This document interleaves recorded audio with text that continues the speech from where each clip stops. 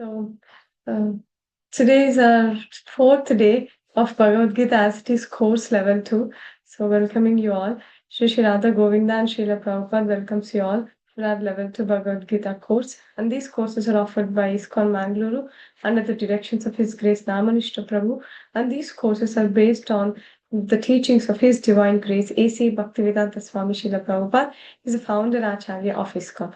So let us offer humble obeisances to Sri Radha Govinda and Srila Prabhupada so that we understand Bhagavad Gita in the right spirit and can apply in our lives in the right spirit. Right?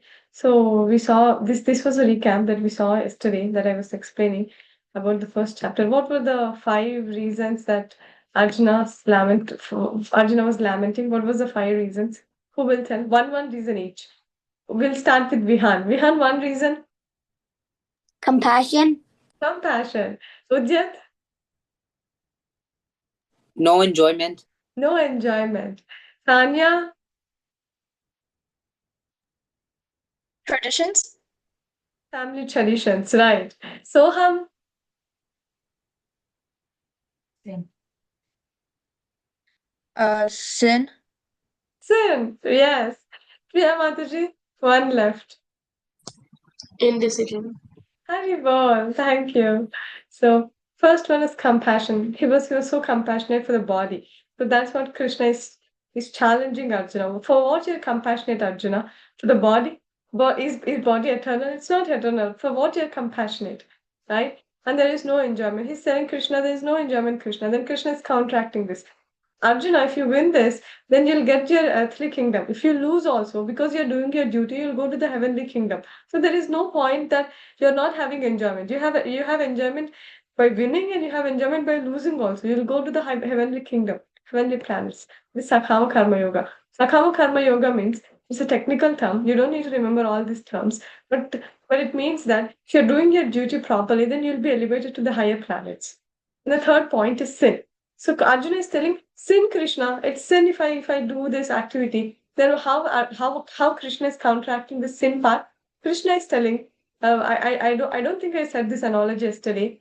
What Krishna will tell, what Krishna is comparing, and Prabhupada he compares in the purport that if a person who is a judge, right? If I'm in a post of a judge, now there is a criminal who came in front of me, and he's a murderer. He murdered some people. So I, as a judge, I gave him the death penalty. That's the death penalty. So he has to die.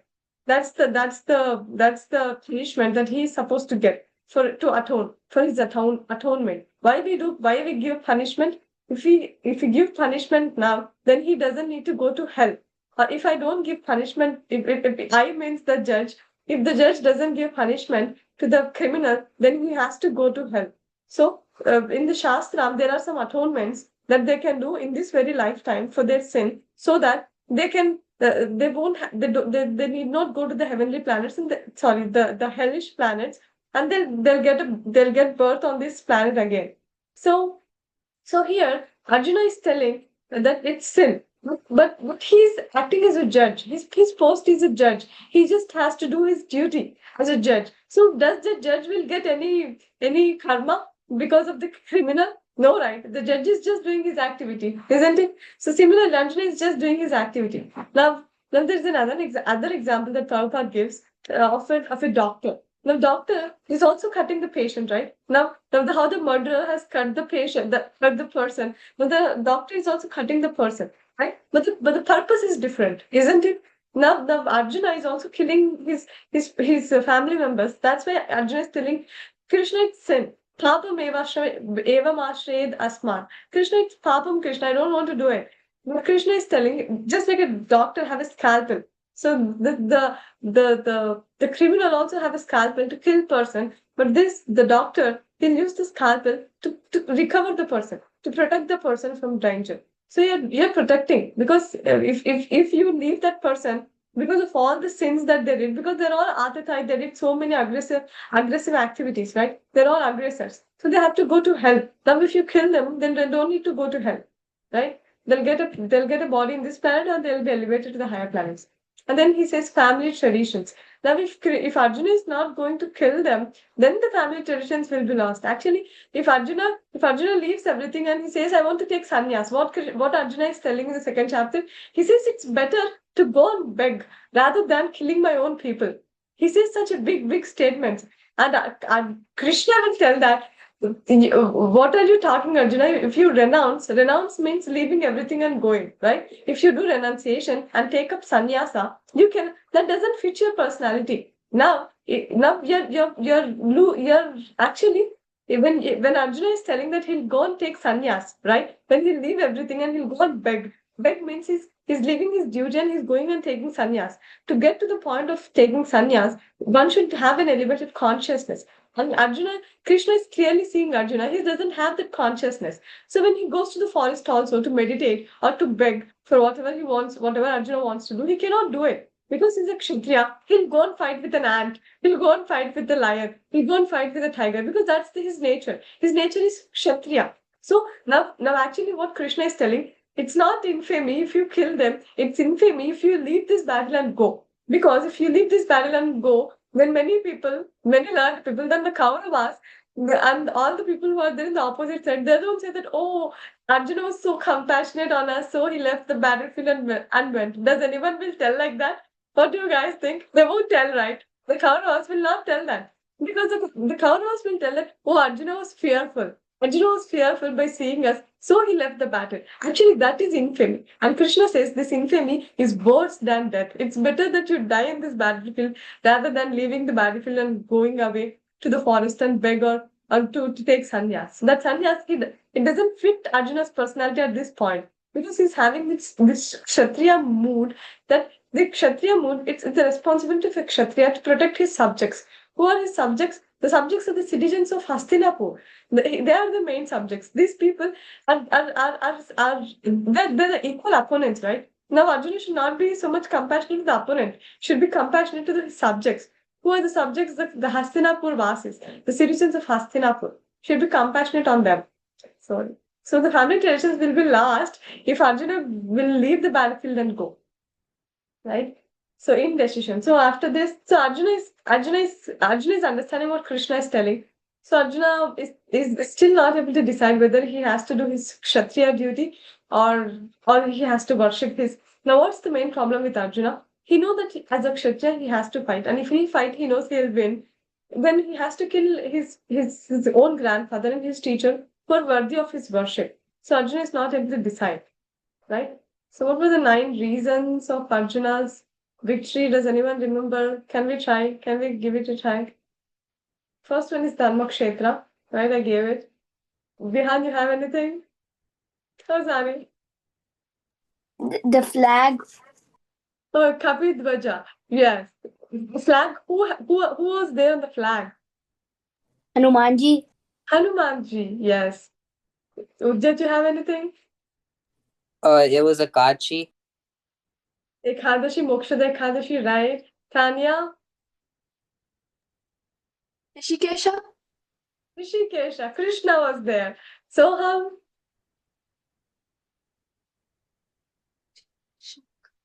Trunk. Sorry? Trunk. The concept. Shankanada? Right. Priya Mataji, you have anything? You remember anything? The chariot. The divine chariot. And then you have some more? Who will always be there at the lotus feet? So the goddess of fortune. Kabir to the flag, Shankanada, Gandhi or the bow that Parshuram gave. And who gave the chariot? The divine chariot? Agni Dev, right? So I know you all know it. Tektva Jivita, Moksha Ekadashi, Bhagya Lakshmi, and Hrishikesha. Krishna is personally there. Right? The 5 subjects of Bhagavad Gita are about Krishna, about Jiva, about Prakriti, Kala, and Karma. And so we will do our second chapter now. So Krishna is telling, have these impurities come upon you, Arjuna? This doesn't fit your personality at all. Actually, you won't go to higher planets with this mindset. It's infamy. It's not that you're going to be elevated in some consciousness, right? What are the 3 stages of God realization?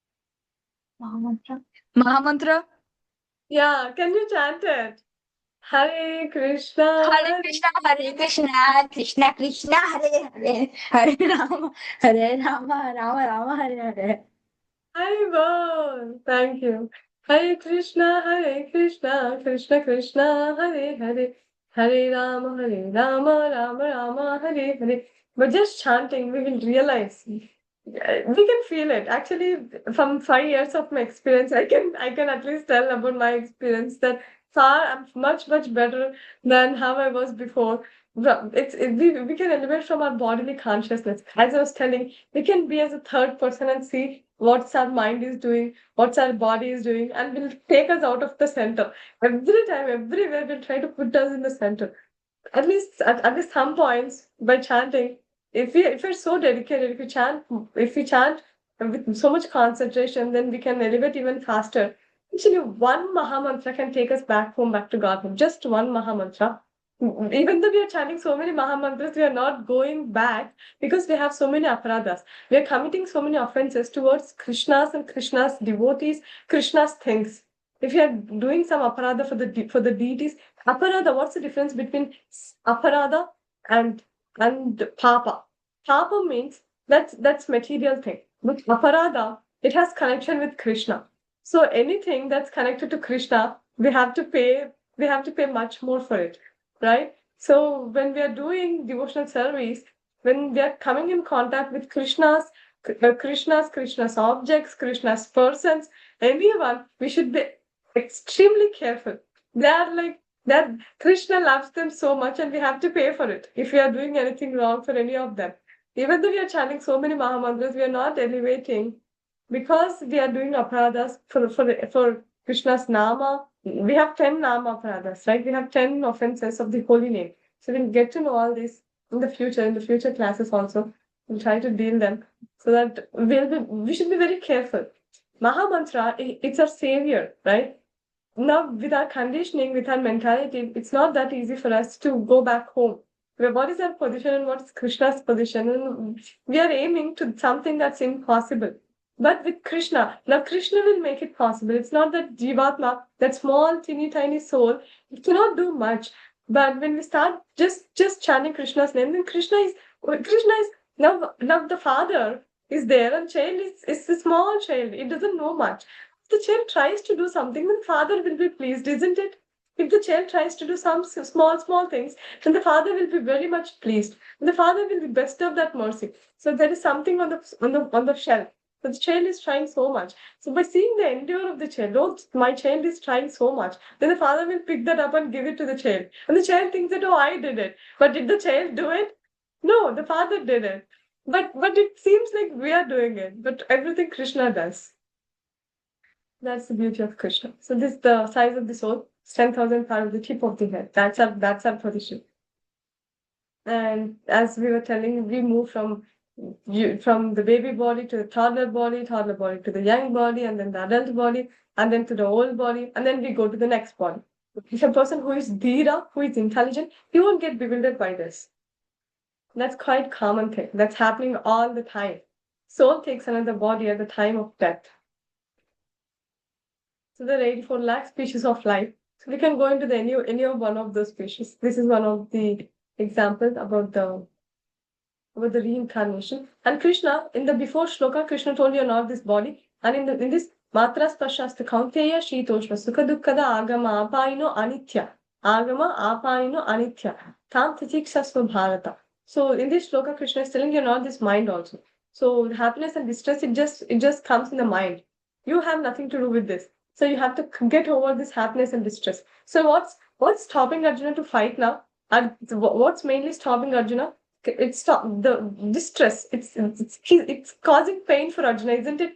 Arjuna is feeling pain that my grandfather, my teacher is going to die. That's causing pain to Arjuna. So Krishna is telling to come above this happiness and distress. Do your duty. By doing your duty, by coming out of this happiness and distress, by dislike, I don't like, I want profit, I want loss. So coming out of this dualities means dvandva. Duality is like two things. We should be equipoised at both the situations. So when we have this consciousness, then It comes by doing our duty properly. That's why Krishna is time and again is pressing and pressing and pressing one thing, that do your duty. By doing your duty, you'll be elevated to the platform of soul, and you'll be elevated to the spiritual platform. You won't take birth and death. You won't have this cycle of birth and death again. So Krishna started giving the qualities of soul. So soul can neither take birth nor death.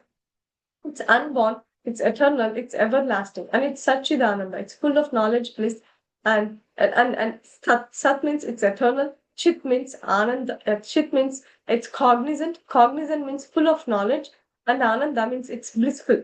The soul is always blissful. So that's the nature of soul. But what the soul is doing, it's identifying itself as a body, and it's thinking, oh, my father, my grandfather. So it's thinking all the bodily dharmas as my dharma. It's actually compared like now there is a person who did some cheating, right? So the police came and he's beating that thief, like he's giving nice beatings to the thief. Then there is a person like me who is seeing these two things, right? The police and the thief. The thief has did some mischief, and the police is beating the thief, and me as a third person, I'm thinking that I'm getting the beatings, right? You're getting my point. Now the thief is like a body, and the police is like the good things and the bad things that are happening in this material world. So when some good or bad things are happening to the body, I am the soul who is a third person who is just seeing it. The soul has nothing to do with it. It's just seeing the body, but the soul is thinking that I'm doing it. But soul is thinking that, oh, I'm getting the beating. So, oh, don't beat me. I'm telling to that policeman. But is policeman beating me? Vihan, is the policeman beating me, Vihan? No. No, right. I'm third person. I'm just watching it. Just by watching, the soul is just sitting inside and it's just watching it. I'm thinking that these are all happening for me. Is anything happening to the soul? Soham, is anything happening to the soul?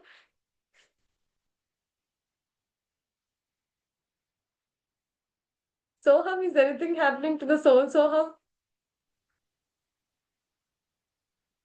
Can you repeat the question again? Oh, I'm telling that now there is an analogy that I was giving. There is a policeman and a thief, and I'm watching those two people. So the policeman is beating the thief, right? And I'm the third person who is watching this scene, and I'm thinking that the policeman is beating me. Now the analogy here, the comparison is the policeman is the material problems, and the thief is the body, and the soul is me. So now when the policeman is beating the thief, whether I'm affected through it, whether I'm getting any beatings there, no, right? No. So now the soul is just watching here, like me, how I'm watching the scene. Now the soul is watching the body is having distress and happiness because of the material problems. So is the soul affected by it? No. No, right. You got it. The soul is not affected. The soul has nothing to do with that problems. It's just because of the body and karma, the body is getting the problem. But the soul is thinking that because of this avidya means ignorance, the soul is thinking that I'm getting the beatings, right? So that's how the soul is thinking. So Krishna is telling Arjuna to come out of this consciousness. Come out of this consciousness of body. You're not this body. So Krishna is telling even more details that the soul cannot be cut by a weapon, nor can be burnt, nor can be moistened by water, nor can be withered by the wind. Right? These are all the qualities of the soul. So can the soul be cut? Tanya, can the soul be cut? No. No. Right. Can the soul be burnt? Udyat, can the soul be burnt, Udyat? No, Mathaji. No, right? And can the soul be withered or dried? Can we dry the soul or wither the soul? Priya Mataji, what do you say? No. No, it cannot, right? And can it be moistened by wind? Soham, what do you say? Oh, sorry, moistened by water. No. Can we moisten the soul with water? No, right? All these things are the material things. There are 5 gross elements and 3 subtle elements. I know you all know it. So I'm not asking today. I'll ask some other time down the lane. I'll check again how many you remember, right? So Krishna is telling your enemies will. So as I was telling, Krishna is telling Arjuna, your enemies will describe you in many unkind words and scorn your ability. What could be painful for you more than this? Nothing can be painful to Arjuna because as a Kshatriya, for a Kshatriya, infamy is worse than death, right? So it's better to be in the battlefield and die rather than going out of the battlefield. So, son of Kunti, either you will be killed on the battlefield or attain the heavenly planets, or will conquer and enjoy the earthly kingdom. Therefore, get up and fight with determination. So Krishna is telling, as I was telling that, so there is Arjuna told no enjoyment, right? So Krishna is counteracting that statement. Why there is no enjoyment, Arjuna? If you win, you'll get this kingdom. If you lose, you'll go to the heavenly planet. There is no point that of no enjoyment. There is all enjoyment. Then this Neha Vikramanaşosti Pratyavayo na vidyate Svaltamapyasya dharmasya trayate mahadubhayat. In this endeavor, there is no loss or diminution has to be there, and a little advancement on this path can protect one from the most dangerous type of fear. Here, Krishna is talking about the Bhakti Yoga. So there is a story that we can tell for this is that during the Ramayana time, when when Hanuman goes to find Mother Sita, right? So Lord Ram will send Hanuman to go to find Mother Sita. So he goes to Lanka and he looks for Mother Sita and he finds Mother Sita in the Ashokavana, right? So he'll go to Sita Maya and he'll give the ring to her and he'll and by seeing him only the people there Ravana he's a demoniac person, right? So he'll tie Hanuman. He'll take him to the Sabha, to the palace. Right at that time, there is a personality who tells to Ravana. Ravana, he looks like a very great personality. He looks like a devotee of Lord Ram. It's not very good to harm the devotees. As I was telling, no, if we do anything, Krishna's persons, Krishna's things, Krishna's activities, we have to pay the price. So he was telling you have to pay the price. It's not very good to do it. Don't do it. But all the other people in the Sabha, they were telling, no, you have to punish him. And so only one person was telling that you should not punish him. Can anyone guess who would be that person who is telling Ravana to not fight, to not harm or to not punish Hanuman? Can anyone guess? Yes, Priya Mataji? Vibhishan. Vibhishana, absolutely. Thank you, Mataji. So Vibhishan will tell Ravana, my dear brother Ravana, Vibhishan is an younger brother of Ravana. So he says, Ravana, my dear brother Ravana, he's a devotee of Lord Ram. You have to pay the price. Please don't do it. So, but he does it and then he declares war against Lord Ram. So when Lord Ram says he's coming, then Ravana is also ready to fight with Lord Ram. So then what happens? Vibhishana will leave that party. He'll tell, oh, no, I don't want to be in this party because these are all cruel people. And he don't want to be opposite to Lord Ram. He don't want to be in the party opposite to the God. So he'll flee from Lanka. He'll come to the bank of the ocean, the Indian Ocean, right? So he comes there and then he says, I want to surrender to Lord Ram. So all the people in the Lord Ram's side, so they don't know about Vibhishan, right? So they says, no, he may be the spy who came to know what we are going to do. He may give all our secret dealings or secret information to Ravana. Please don't believe him. So all the people give so many suggestions to Lord Ram. Then what happens? Hanuman, he goes and tells Lord Ram, no, Vibhishan is the right person. He's the right person to be in our party because when I went to Lanka, he tried to protect me. So that's that small thing, right? It was a small thing that Vibhishan did. Successful also. They put fire to Hanuman's tail, right? He was not successful also, but he still tried. That little endeavor that he did, and he got an opportunity to be with Lord Ram. Is it a small opportunity? It's a very, very big opportunity, isn't it? Just by doing that small thing, we doesn't know how can we get back those things. Krishna will not forget even a small thing that we do. We may think that, oh, I'm just doing, no one is saying, let me do this mischievous thing now. It's okay. No, we should try to do good things all the time that pleases Krishna. Good things means the things that pleases Krishna, right? Even though that's very small thing, if you do, then the result will come in unexpected ways, and you'll feel really happy for doing that small thing, and you'll think that, oh my God, Krishna, I did that such a small thing. You're giving me such a big reward. Please don't give such big rewards. So we'll feel it just by doing some small things for Krishna. We cannot do much also, right? How much can this Jivatma do? We cannot do much. Just we can do some little thing. But Krishna will remember. Even the smallest of the smallest things, Krishna will remember. Right? And then all the purposes served by the small well can at once be served by the great reservoir of water. Similarly, all the purposes of the Vedas can be served to one who knows the purpose behind them.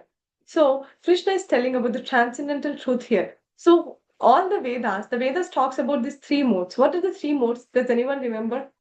What are the three modes? Udyat, you want to try?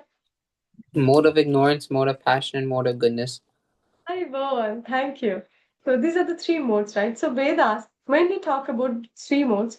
Traigunya Vishaya Veda. This Traigunya Bhavajna. So Krishna is telling to come out of these three modes. Come out of the three modes.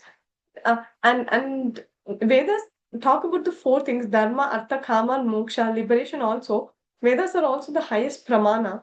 But Krishna is just trying to tell here, when we know this level of the transcendental level. Transcendental level means that I'm not this body. I'm soul. Just by knowing this, all the other purposes that about the body, about body's dharmas, what if I'm getting a human body, what is my dharma? What I should do if I'm getting a dog body? Dog body and any animal body doesn't have dharma. Dharmena hina pashuhi samana, right? I think it's in the Padma Purana that it's told that ahar nidra vayamaithanamcha, these four things are common for the humans and the animals. But if a person dharmena hina pashuhi samana, if a person who is not following his dharma, then he is no better than an animal. Pashuhi samana, he is equal to the animal, right? So if we just know our duty, all these duties, they're still material.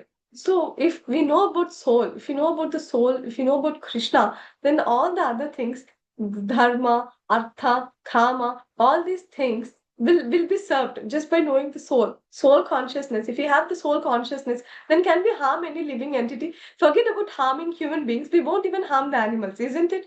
Because we know that every living entity is a part and parcel of Krishna and its soul, like how we are. But our soul is little elevated in its consciousness. So we got this human body to maintain, right? But that living entity, that soul, has little less consciousness. So it has got the dog body to maintain, to be in that body. It is forced to be in that body, and we should be compassionate actually. Should try to give prasadam, should try to chant near them so that they get some mercy, right? And we should not eat them.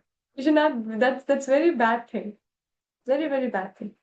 So Krishna is telling, Vyavasayatmika buddhir ekeha kurunandana bahushakahi anantasya buddhayo vyavasayina.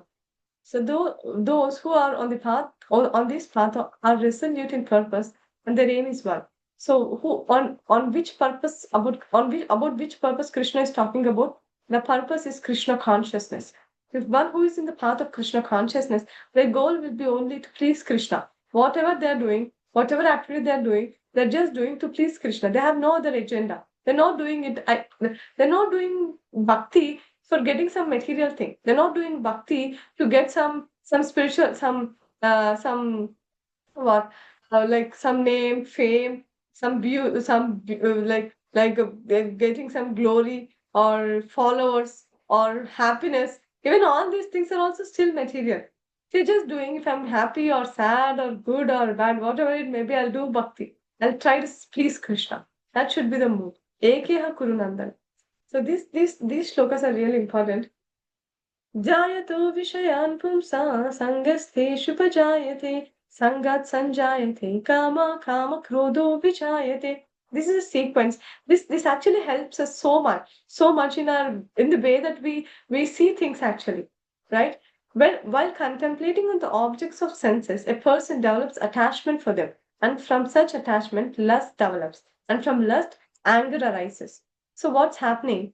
Now just think that I like to eat an ice cream, right? Now I'm contemplating on that object. So I'm thinking I have to eat an ice cream. So I'm contemplating on it. Then what happens? Attachment develops. So I want to eat that ice cream. So that attachment will come. And then what happens? The lust develops. I want it. I want that.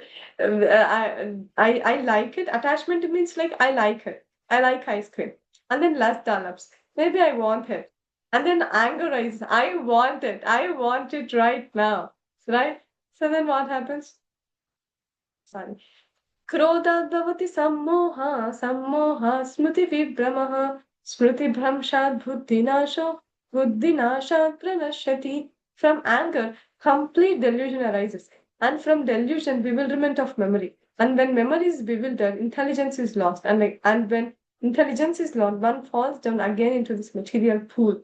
This is how we are taking body after a body, birth after birth. We are just being in this material world, life after life, birth after birth, because of this thing. That after what happens, I want this ice cream, and then the delusion rises, and this delusion leads to the bewilderment of memory. We don't see that what is right and what is wrong. If we don't have money, then we'll go and steal the money to get an ice cream, right? And because the intelligence will shut down. Oh, I want it, because we have so much attachment to it. This material attachment, this desire to possess this material things, that is binding us to be in this material world. No other reason. There is no other reason why the Jivatma is there in this material world. But the main reason is that it is having desires, countless desires, innumerable desires that we have. That is forcing us to take a body again and again, right? So first, now I have an attachment for the mobile, right? This child has an attachment for the mobile. See, he's so much attached to the mobile, he's not even eating. And then he says, I want it. And then see here, this anger, the anger arises. If someone drags the mobile out of him, then what happens? He will cry like hell, isn't it? And then delusion, the bewilderment of memory, the loss of intelligence. Loss of intelligence means for that thing we will do whatever we will go to such an extent that we don't see whether it's right or wrong. I just want that object. That will be the mood, right? Whether I'm doing it right or wrong. If I didn't study well and I have to get good marks, then I'll cheat, right? Because that's loss of intelligence. We know when we are cheating also, we know we should not cheat. It's not a right thing. But still we cheat because the intelligence is shut down. Yeah. What are the two vrittis of intelligence or two functions of intelligence? Does anyone remember? Udyat, you want to try? I don't know whether you guys remember or not. Like and dislike. Like and dislike are for the mind. For the mind, it has I like and I don't like. Like and dislike are for the mind. For intelligence, I told two. Can I give one? Can you guys try one more? One is determination. What was the other one?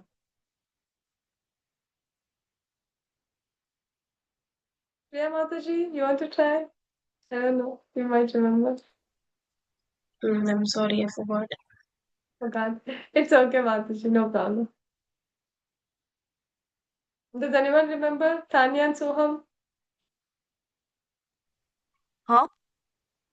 What are the functions of intelligence, Soham? I don't know. I said Tanya, you want to tell anything? I honestly don't know. Okay, no problem. Udyat, go ahead. Discrimination.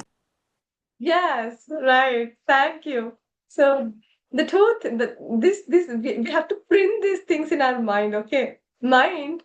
For the mind, we have two functions of the mind. I like, I don't like. This is what mind does. When it sees something, oh, I like it. When it sees something, oh, I don't like it. If they see the bitter gourd, does anyone like bitter gourd here? No, right. Vihan, you like bitter gourd? You like bitter gourd, Vihan? No. No, right. So I don't like. So the mind is telling I don't like it.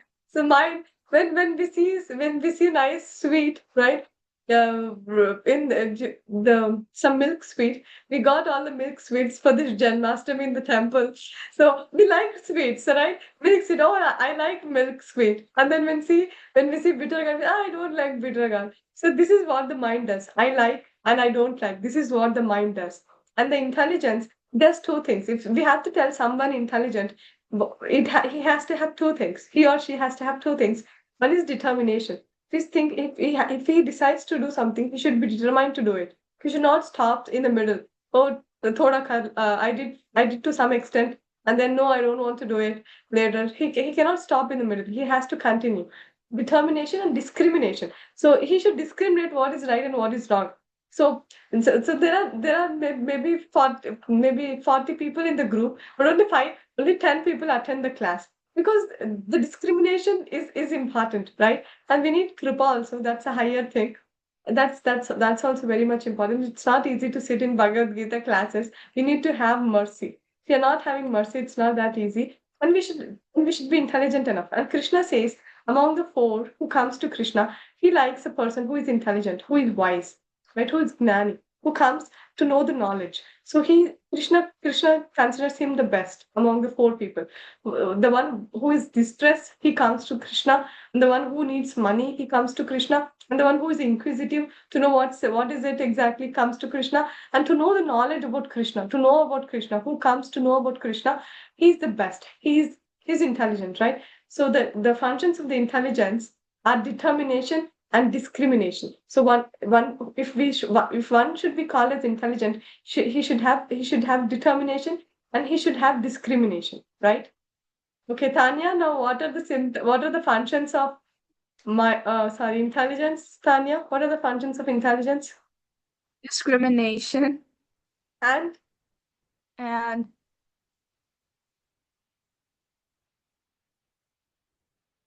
he should be what? He should discriminate and he should be determination.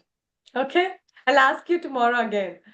So the intelligence has discrimination and determination, and mind. I don't like. This is what mind does, right? So because of all these things, we are taking body again and again.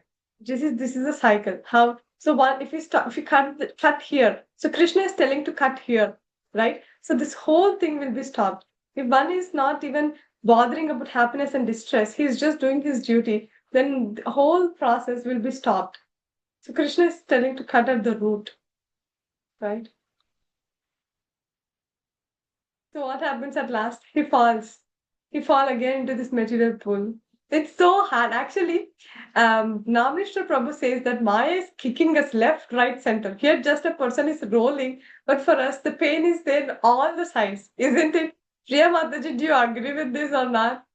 We have pain Yes. on the sides, right? We are just thinking that we are happy, but we are full. We are in misery. Actually, every step, padam padam yat vipadam. This material world is full of misery. At every step, there is danger, right? If we don't know that we have someone who is there to protect us, it's very hard for a jivatma, for a living entity. If we know that we have someone, now we know that there is Krishna who is there to protect us, then it gives so much confidence. We become fearless.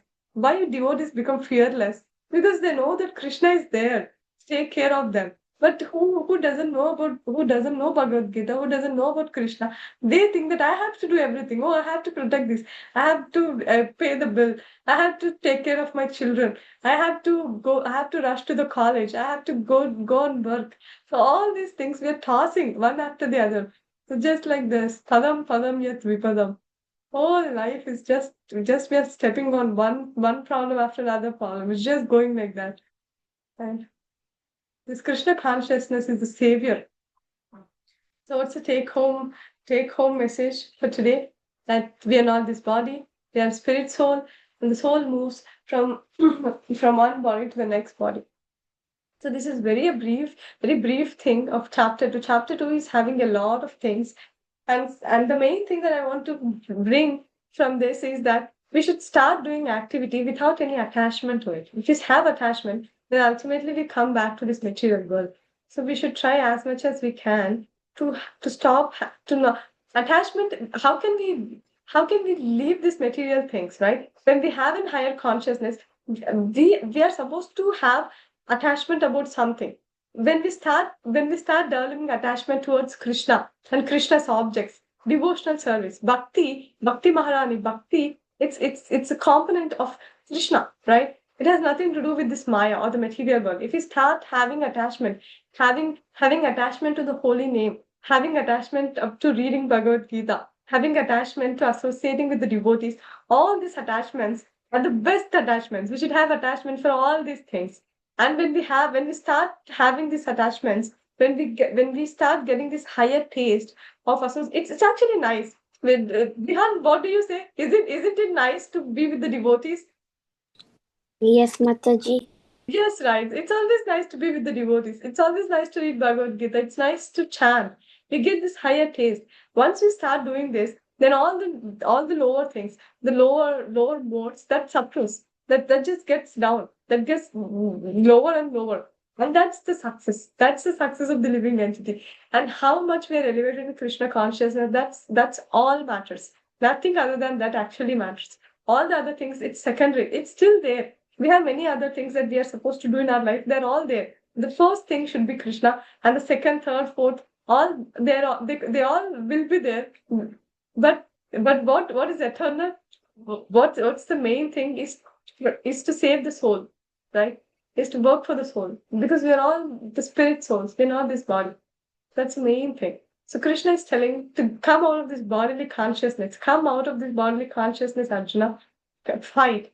And then in the next chapter, Arjuna will ask many questions. Arjuna will ask one main question in the third chapter. He asks that whether to leave everything is good or to work in devotion is good.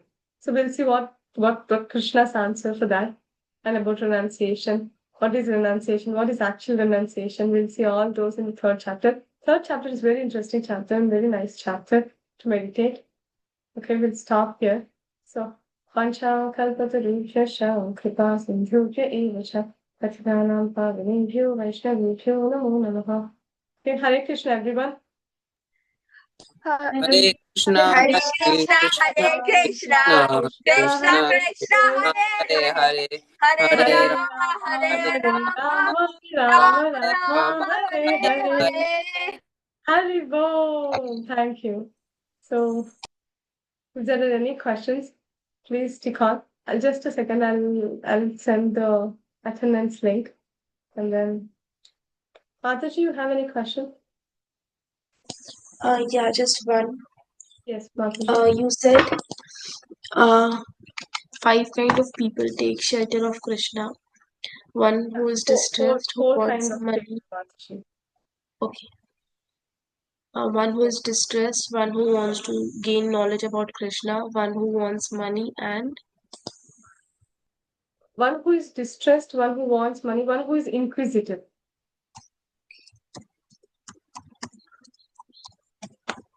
okay.